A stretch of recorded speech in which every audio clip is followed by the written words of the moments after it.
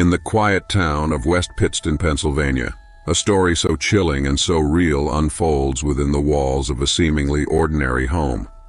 Welcome to the Dark World Hub, where today we delve into the terrifying true tale of the Smurl family haunting, a story that has baffled experts, terrified witnesses, and intrigued the paranormal community for decades.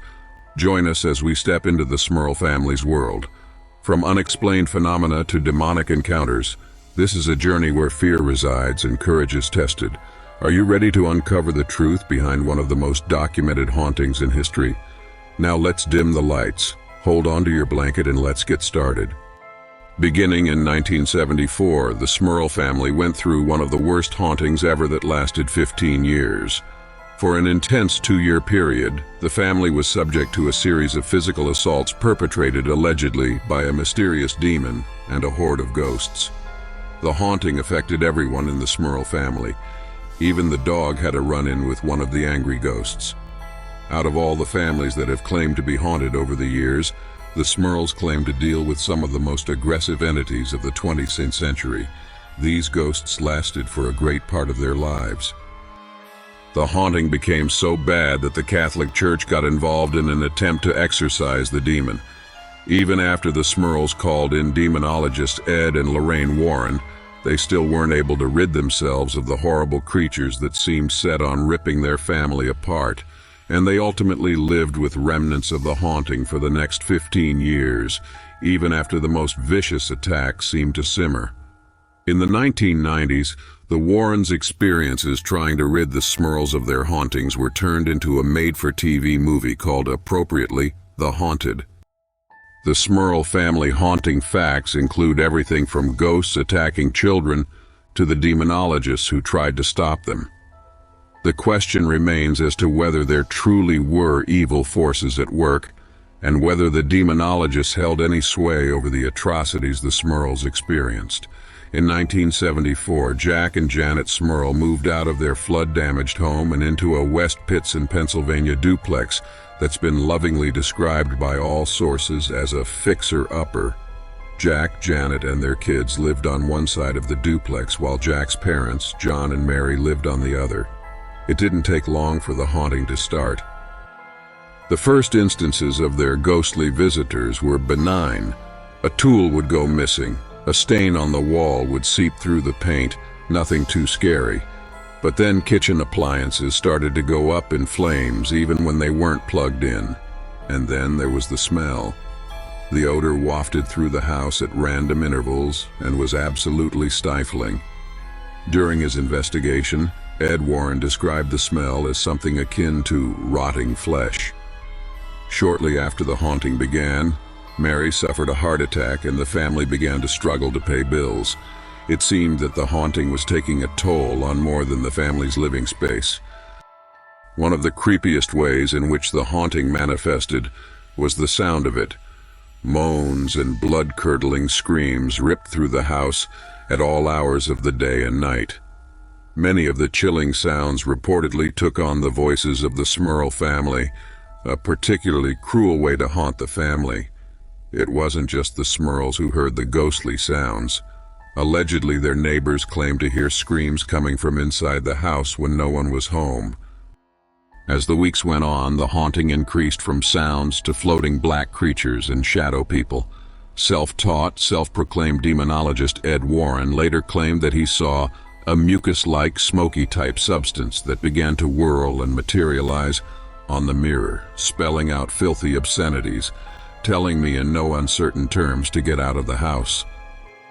The creature or creatures haunting the Smurl family were hell-bent on ripping the family apart. The worst indignities suffered by both Jack and Janet were separate sexual assaults that happened numerous times. First, Janet claimed she was woken up in the middle of the night by an unknown figure sexually assaulting her.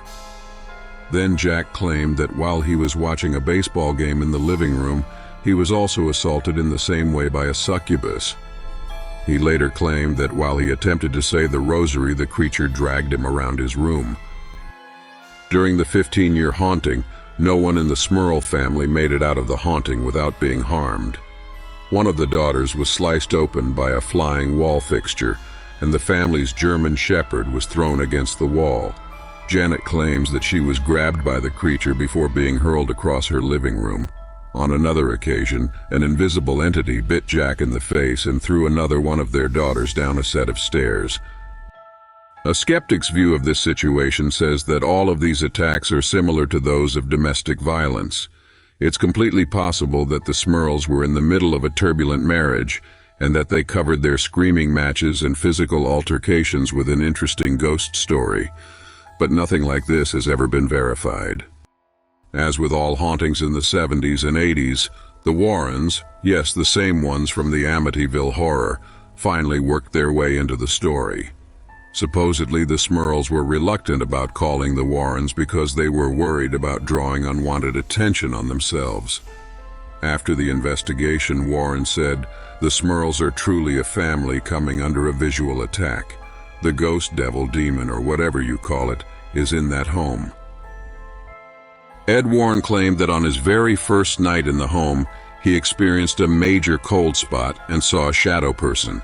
He explained, "I did not have to wait moments when the very thing I felt was a drop in temperature of at least 30-some degrees. Then, a dark mass formed about 3 feet in front of me." After the appearance of the shadow person, Ed Warren claimed that something in the home began throwing things around the house, including the mattress in the master bedroom. Judging from the amount of stories that came out of the Smurl haunting, it seems like there wasn't a day that went by without something creepy happening. Janet Smurl claimed that while she was in the kitchen one evening, the house grew cold and she felt a hideous presence. That's when a black human-shaped form appeared in her kitchen. It had no face, but it was more tangible than a shadow. The shape passed through her wall and appeared to Mary on the other side of the duplex. Whatever was haunting the Smurls, it absolutely hated religious iconography. One night the Warrens tried to draw out one of the entities with a group prayer. They got more than they bargained. In the middle of the prayer, something began screeching, "You filthy bastard, get out of this house." Then the house started shaking and 2 female ghosts that looked to be from colonial America era slunk through the house.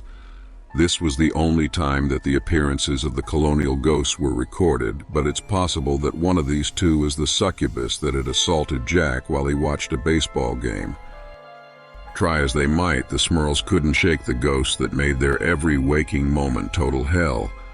Even though priests from the Scranton branch of the Roman Catholic Church blessed the home and formed multiple exorcisms on the house, the family continued to experience pure terror. Despite priests saying that they saw no harmful activity while on the property, Janet claims that the demons were able to avoid their Catholic banishment by moving back and forth between the 2 sides of the duplex. After 15 years of being harassed by invisible entities, the Smurls finally moved to Wilkes-Barre, Pennsylvania. There are no reports as to whether or not they ever experienced another haunting. After an in-depth investigation of the Smurl home, the Warrens were able to pin down exactly what was assaulting the family, more or less. Lorraine Warren, a clairvoyant, claimed that there were definitely 4 entities roaming the duplex. The first was an elderly woman who mostly kept to herself. There was also an older man who died in the home, which is oddly similar to the Enfield haunting, a case that the Warrens also investigated.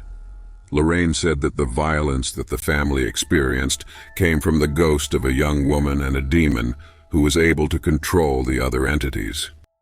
As we conclude this exploration, we're left with more questions than answers, a testament to the complex nature of the paranormal. Subscribe to the Dark World Hub for more spine-chilling stories. Until our next eerie adventure, keep questioning, keep exploring, and most importantly, keep believing.